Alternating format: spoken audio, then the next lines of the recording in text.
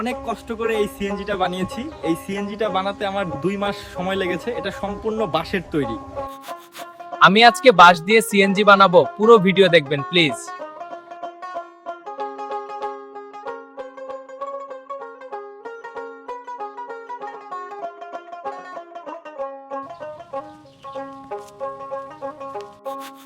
আমি আজকে বাঁশ দিয়ে সিএনজি বানাবো, পুরো ভিডিও দেখবেন প্লিজ।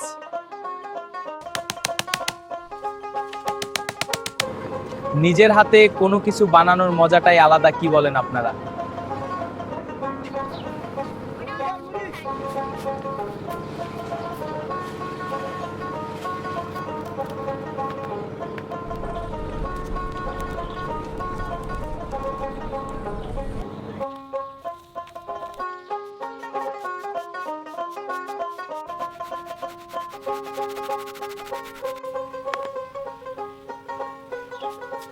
ভালো লাগলে লাইক দিন, কমেন্ট করুন, শেয়ার প্লিজ।